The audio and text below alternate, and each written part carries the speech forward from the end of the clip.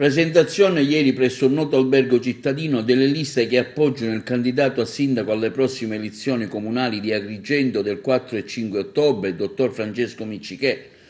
Miccichè ha fatto conoscere i propri assessori che lo affiancheranno in caso di vittoria alla guida del Palazzo di Città. Le liste che lo appoggiano sono 4, Uniti per la Città, Vox Italia, Facciamo Squadra, Cambiamo Rotta.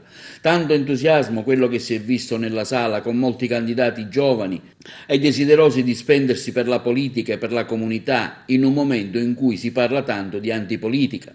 Gli assessori designati nella giunta Miccichè e presentati personalmente durante la convention sono dei professionisti scelti dal dottore Miccichè che avranno la cura di dedicarsi alle priorità del programma elettorale di Franco Miccichè, che ha scelto come slogan della campagna elettorale un medico al servizio della città. E sono Francesco Picarella, noto albergatore agrigentino, presidente di Confcommercio Sicilia, il dottore Vaccaro, cardiologo, Marco Bullo, esperto in politiche sociali e consigliere comunale uscente con tanta esperienza al comune, Aurelio Trupia, consulente, commercialista, già assessore al bilancio al comune di Agrigento, il filosofo Diego Fusaro di Vox Italia, l'ingegnere Principato che ha collaborato anche alla progettazione del ponte di Genova.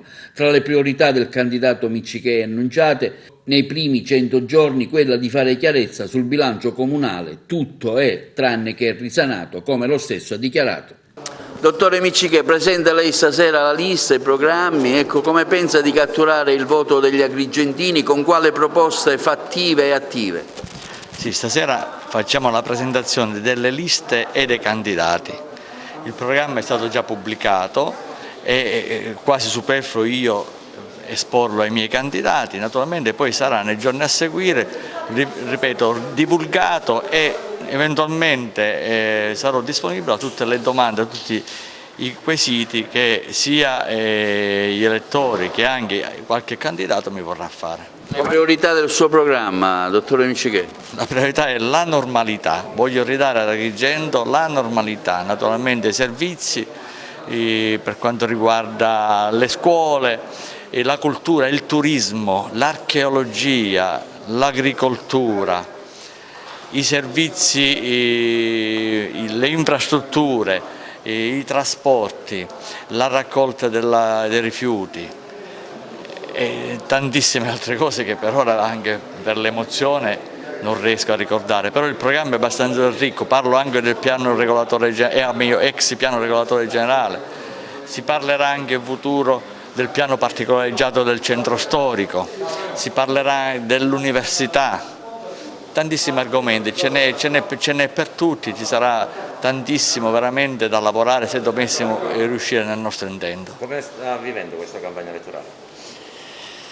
In maniera devastante quasi dal punto di vista fisico, sono stanchissimo, ma sono contento per l'affetto che incontro per le strade, per la stima, per la gente che mi ferma, anche gente sconosciuta, mai vista, che dice di votarmi.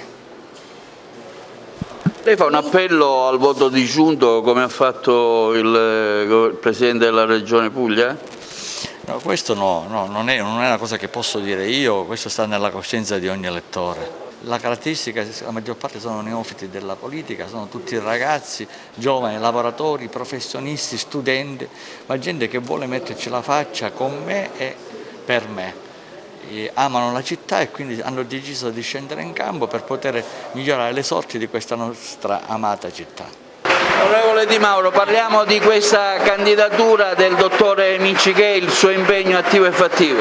Ma credo che sia una candidatura che tutti riconoscono come la novità assoluta in questa campagna elettorale. Un uomo che ha servito la sanità agrigentina anche nei momenti difficili, si occupa spesso degli immigrati che sbarcano a Porto Empedocle e quindi un uomo dell'istituzione che vuole impegnarsi per questa città.